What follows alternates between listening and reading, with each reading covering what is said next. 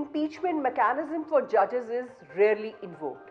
Even more rarely does it land before the Supreme Court of India, while Parliament is still in motion. That is precisely where the case of Justice Yashwant Varma stands today. The Supreme Court has flagged a procedural infirmity in how the Impeachment Inquiry Committee against him was formed, even as Parliament insists the process is legally sound and has caused no prejudice to the judge.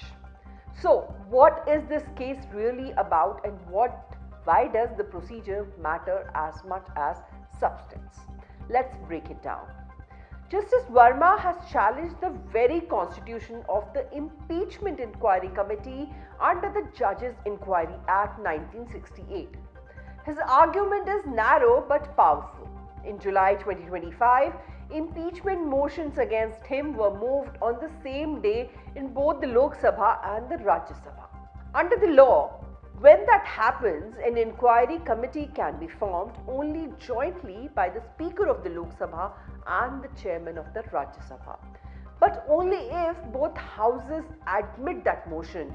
Justice Varma's claim is very simple: that joint admission never happened, and therefore he says no committee could have been lawfully formed at all.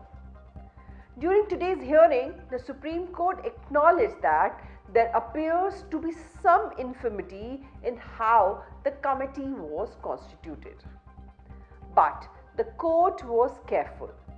It did not say the process is illegal yet. Instead, it posed the crucial question: is this infirmity serious enough to invalidate the entire impeachment process? In constitutional law, not every irregularity is fatal. The court is now weighing whether this lapse caused real legal prejudice or whether it is a technical flaw without consequences. Parliament, through a detailed affidavit filed by the Lok Sabha Secretary General, has mounted a strong defense. Here is the key assertions. The Rajya Sabha impeachment motion was never admitted.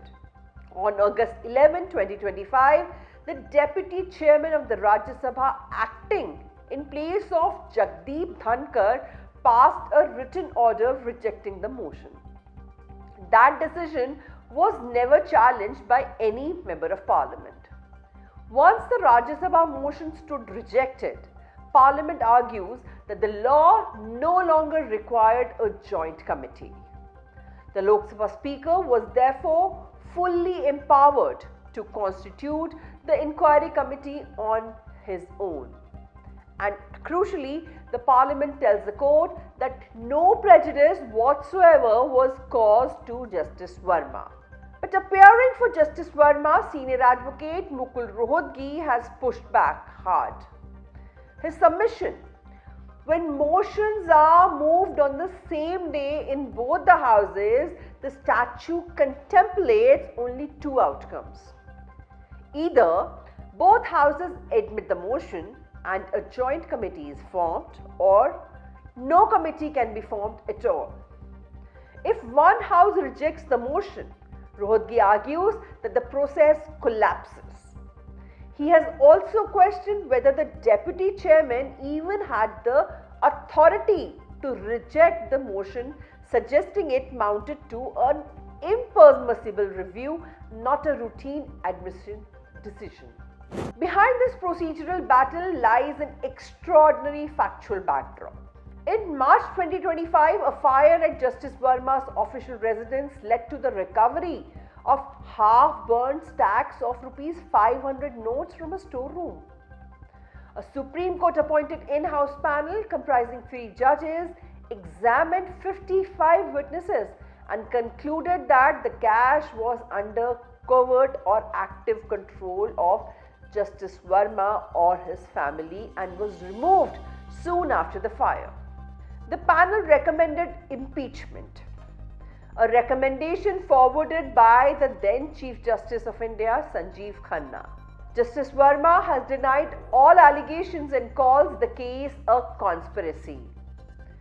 What the Supreme Court now decides will have implications far beyond one judge.